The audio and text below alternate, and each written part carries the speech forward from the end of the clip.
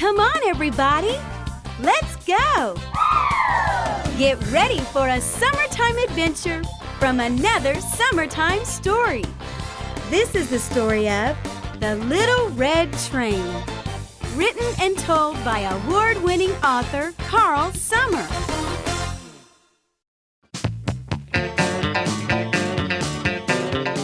Long ago, in a faraway land, there were families living and working in the great high mountains. They planted trees and watched them grow into great forests.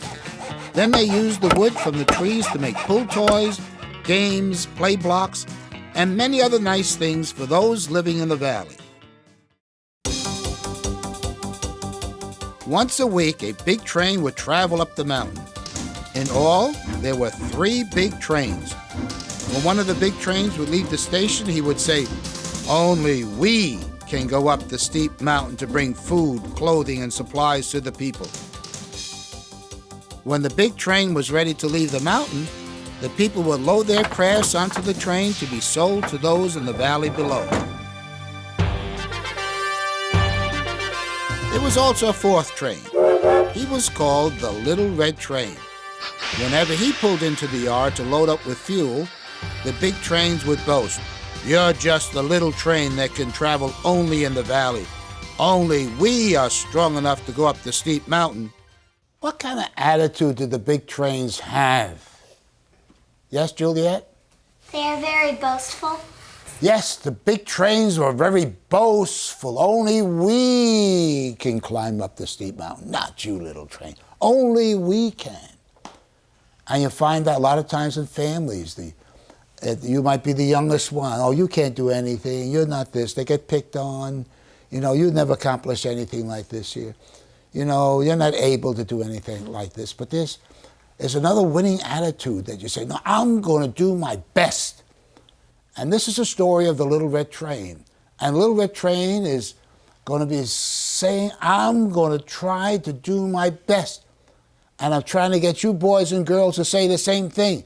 Even though some people may say, "Oh, you're no good, you can't do this, you can't do this." And from your home life, from your neighborhood, you see, I was a street kid in New York City. I used to always play outside.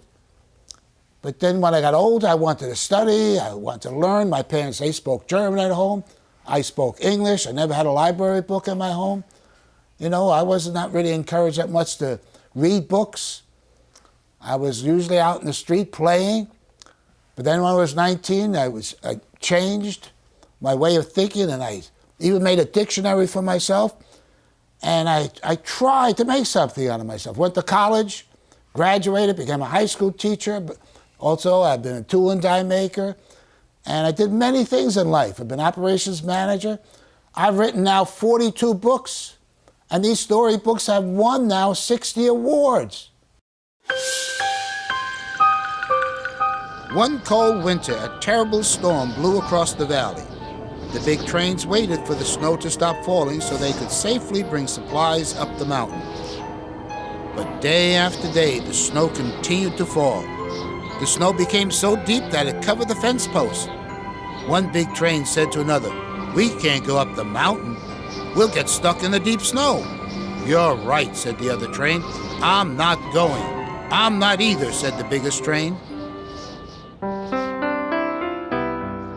Meanwhile, everyone on the mountain was running out of food, even Mr. Wiggles' general store.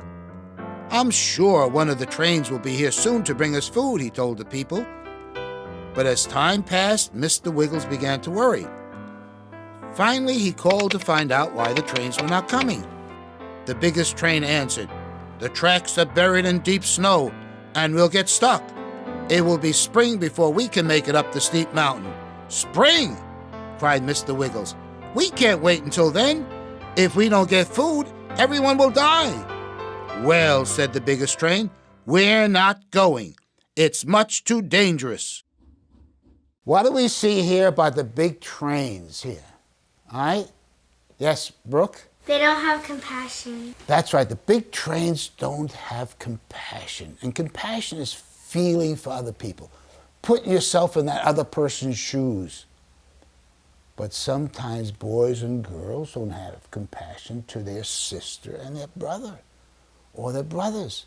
They tease them, they try to get them mad, particularly if someone is older and someone is younger, then the older ones act like a bully, and they tease them, they try to get them mad. That's not nice. And these trains are much bigger than a little red train, you know. And they just say, we're not going out. So they don't have food. So what? They don't care. But a person who's loving cares for other people. Let's see how the little red train reacts now. Down in the valley, the little red train kept chugging along, going from town to town. One day a girl said to the little red train, "If the people on the mountain don't get food, they will die." "We can't let the people die," said the little red train. "If the big trains won't go, I'll find some helpers and we'll try to make it up the mountain."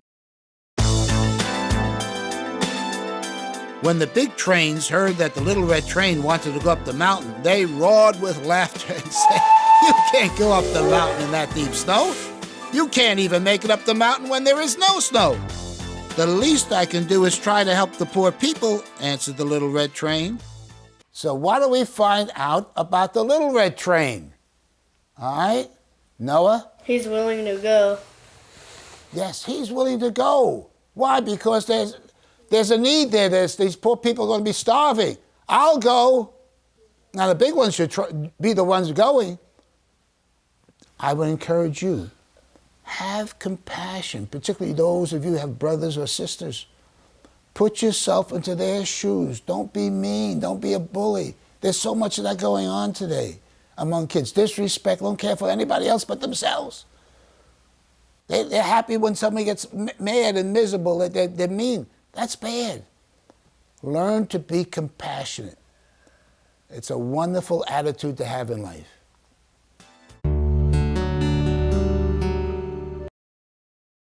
The biggest train puffed loudly and said, "Your wheels are much too small and your engine is much too weak. Besides, if you get stuck in the snow, you and your helpers will be stranded until springtime.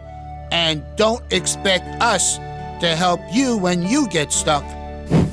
Then the other big trains joined in and made fun of the little red train. "If we can't climb the mountain in the deep snow, you surely can't." "Someone must try to help the poor people," insisted the little red train. "If no one else will go, then I will." The big trains were furious. "You'll never learn. You're just a proud little train trying to act like one of us." What are the big trains doing now with the little red train? Yes, Juliet? They are saying that he's a proud little train, that he wants to be like them. Yes, he's proud little train. What else are they saying about the little red train? Matthew? They're putting him down. Yeah, they're putting him down. You can't do that. And there's people in life. You're no good. You can't. You're not able to do that. Always putting you down, putting you down. No, you doing that? No, you can't do that. But you know, the secret of success, you keep trying. You try to make something out of yourself. You say, I was born in Brooklyn, New York. And my parents spoke German at home. And I spoke English often. And I was not really good in English because I never went to the library. My parents never took me to the library. But then I want to learn. And I got older, and something happened to me that changed my whole outlook in life. I looked up in a dictionary, made a dictionary, and I read books and studied and learned. Then I learned how to write books, and now my children's books have won over 65 awards. Now, normally with my background, I should not be able to do this yet.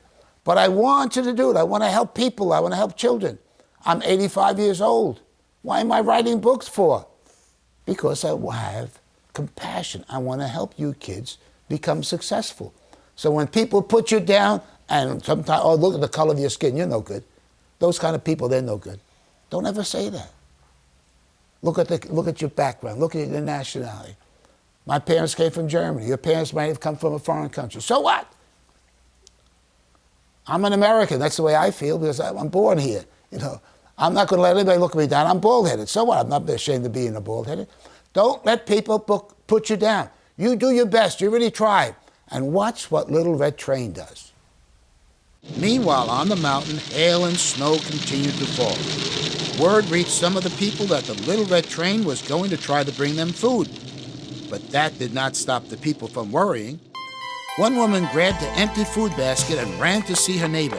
I just heard that a train is going to try to bring us food. Is it true?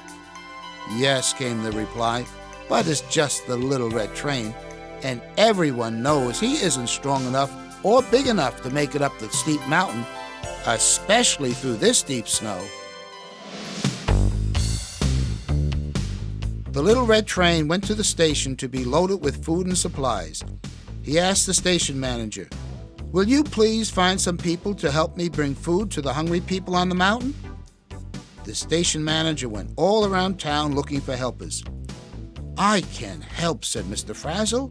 "I'm too busy." "With all this snow," said the idlers, "we're waiting until springtime before we work again." And so it went. Out of the whole town, only one family agreed to go, the Kinderfelds. The Little Red Train smiled and said, "We'll be leaving tomorrow. Be sure to bring your shovels." Early the next morning, the Little Red Train fired up his engine. Then he blew his whistle and called out to the helpers, "All aboard!" As the Kinderfelds stepped onto the train, the big trains blasted their loud whistles and made fun of the Little Red Train. "He's so foolish," said one of the big trains. "Does he really think that he can make it up the steep mountain, especially in this deep snow?" Puff, puff, puff went the Little Red Train as he pulled out of the station. It seemed the puffs of smoke were saying, "Try, try, try." The big trains hooted and tooted and laughed as the Little Red Train went puffing away with his cargo and his brave helpers. What do we see happening to the Little Red Train? All right, Jocelyn? He's getting put down again. Yes, put down, discouragement. You're no good. You can't. And that's sometimes what happens in life. You're nobody. You? No way. You're not able to do this here.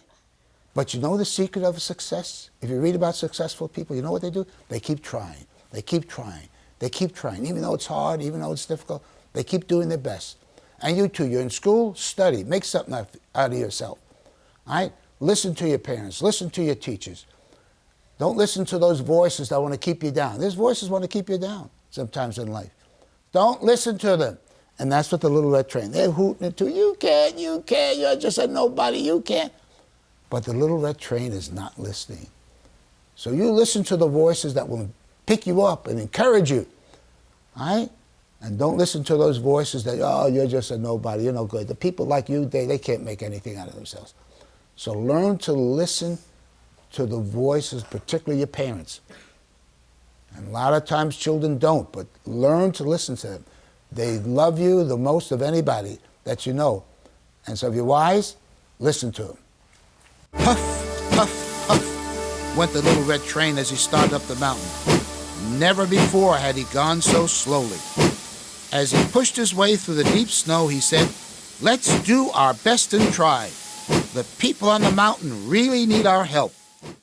Then the Little Red Train and the helpers began singing, "Try, try, try, we'll do our best and try. Mountains we will try to scale, though it's hard and we may fail. Try, try, try, we'll do our best and try. We'll try." What are the little helpers telling the Red Train to do? Kenan? Keep trying. Yes, keep trying. And there's a big word I'd like to introduce to you, and that's a word called perseverance. And that means you keep trying, keep going, keep going. You don't listen to those voices trying to keep you down. And sometimes in life there's things that are discouraging, but you keep going, you keep trying. And I try to encourage my children. I remember my children when they were young. I have 5 children. I have 20 grandchildren. And there's Some words I hate to hear my children say. You know what that is? I can't. I can't. Oh, when I heard those words. I just remember I was looking back in some of the things when my children were younger. We had a wheelbarrow, and the wheel came off. Oh, the wheel came off. Well, try to fix it. And those famous words, I can't. I can't. Try to fix it. What was I doing? I was not being mean to my child. I'm teaching them in life you got to try. You can't always, one day you're going to be older, you're going to have to stand on your own 2 feet. And your parents are going to make you do things. It's too hard, Mama. It's too hard, Daddy. And I say, no, you try. It's too hard, too hard. And you cry, those tears come down, too hard. And I had my children, but nope, you try. But then sit there. Then they finally try and keep trying. Now, we're not trying to do something that you can't do. Now, if you can't do it, we'll help you. Well, why was I doing this? I'm teaching my children because one day you're going to have to stand on your own 2 feet. And all of a sudden, my child finally got up and he tried to wiggle. All of a sudden, the wheel went in, and there came that big smile. He did it. He's happy. And that's life. I have a business, a machining company. I started with basically one machine, and today we have over 80. We're the largest in North America.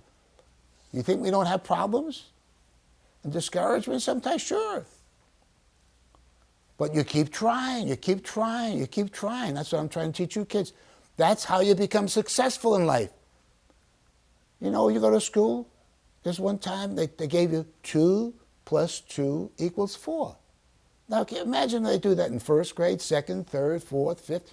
If they kept it just 2 plus 2, you wouldn't learn anything. So what they do? 10 plus 20, 150 plus 365, then 10,562 plus 1,256,000. All right? And then they give you algebra and geometry and trig, and they give you math that goes higher and higher and higher because they want you to learn. That's the way you learn. You're not going to learn anything. They just keep on giving you 2 plus 2 or 3 plus 2 and 3 plus 3 equals. It's always got to be more difficult, more difficult. And so learn to try your best. Don't be lazy. And don't listen to those voices of discouragement that want to keep you down. The mountain got steeper and steeper, and the snow became deeper and deeper. And the little red train went slower and slower. Keep trying, the helpless shouted. Keep trying, don't give up. Puff, puff, puff, went the little red train. His engine worked as hard as it could. I won't give up, huffed the little red train. I won't give up. I'll do my best and try.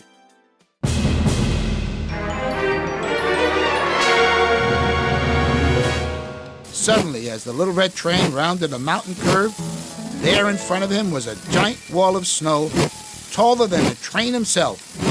The little red train built up steam and plowed straight into the snowbank.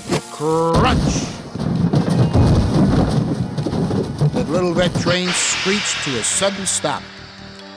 He pushed and puffed as hard as he could, but his wheels just spun and spun. He was stuck. "Oh, no," cried one of the boys. "We're going to have to stay here till springtime." "Everyone get out your shovels," yelled Mrs. Kinderfeld. "We're not giving up." What does Mrs. Kinderfeld say here? Claire? She said to get out their shovels and not give up. Right. The kid, "Oh, we're going to be staying out here. We'll stop." Oh, no, come on. Get your shovel out. Start digging. Start working. We're not giving up. Now, the train was stuck. The train was helpless. The train could not go. A big bank of snow there. But they say, "No, we're going to get out our shovels. We're going to get out of this problem." And that's such an important lesson in life. You know, just to, and if people live that way, oh, he's just going, "Oh, I can't, it's so hard." And they live a miserable life because they have that attitude in life. Instead of, "Hey, nope, we're going to do our best and try our hardest to get out of this problem." Learn that lesson. You'll never be sorry if you learn that. All the Kinderfelds jumped off the train and went straight to work. "Think about the poor people who need this food," said Mr. Kinderfeld. "We can't let them down." "We'll work hard," said all the children. "We need to help those poor people." Everyone kept shoveling and scooping some more. What did these children say about the people up in the mountain? Yes, LaShawn. That they really need this food and they're not going to give up until they get the food. Yes, these poor people in the mountain, they need help. In other words, they have compassion. They feel for people. And that's why I've written these storybooks. Why? To learn to live a life of being compassionate, to love people. And you people too watching this show, to learn to love people. It's a much more joyful life when you start to make other people happy. All the Kinderfelds shoveled long and hard. Finally, the track was cleared of snow, and the little red train could move again. "Hooray!" shouted the helpers. "Hooray!" "You did a great job," said the little red train to the helpers. "Even though the work was hard, you never gave up. I'll keep trying my best to reach the people on the mountain." Meanwhile, the people on the mountain gathered together and said to each other, "What are we going to do? We're running out of food. Why don't the big trains come?" "They can't," the mayor answered. "The snow is much too deep." Then a boy named Eric yelled, "I hear something. It sounds like a train." The townspeople became excited and said to one another, "Could it be a train is coming?" "Absolutely not," answered the mayor. He did not want the people to have false hopes. "It's impossible for any train to climb the mountain in this deep snow. You must be hearing the wind." Meanwhile, a little red train kept puffing and puffing and puffing away, and the helpers kept singing, "Try, try, try, we'll do our best and try. Mountains we will try to scale, though it's hard and we may fail. Try, try, try, we'll do our best and try. We'll try!" To those on top of the mountain, the puffing and singing grew louder and louder. Eric shouted, "It's a train! And I hear people singing."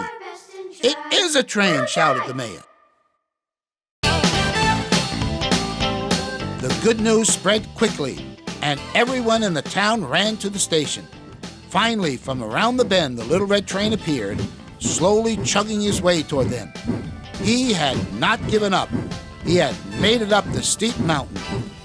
The children threw their hands into the air and shouted, "Hooray for the little red train! Hooray!" Everyone crowded around the little red train as he pulled into the station.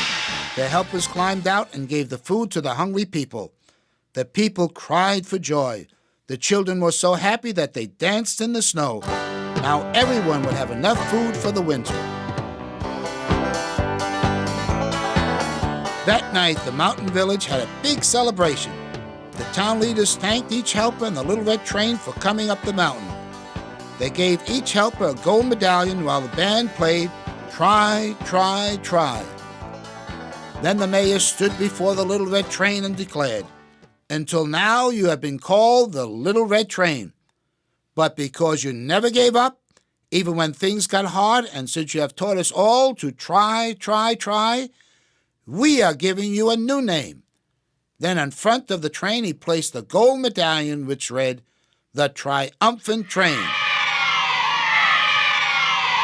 The Triumphant Train was very happy. He liked his new name. Then he smiled a great big smile, said goodbye, and chugged his way back down the mountain with his helpers. What did the mayor do for the little red train? Jocelyn? He thanked him for what he did. He thanked him. What else did he do? Miguel? He gave him a medal and a new name. He gave him a medal and a new name, but also he was thankful. The mayor was thankful, and the people were happy, very thankful. And sometimes boys and girls aren't thankful for the things that their parents do. I remember one of my grandchildren, the father planned a trip for him to take him to New York. Now, we're living in Houston now, right? And he takes a trip to New York and to a ball game that he was interested in, and gave him this special gift. And my grandchild, no expression of thankfulness. He said, oh, thank you, Dad, I appreciate it. Nothing like that.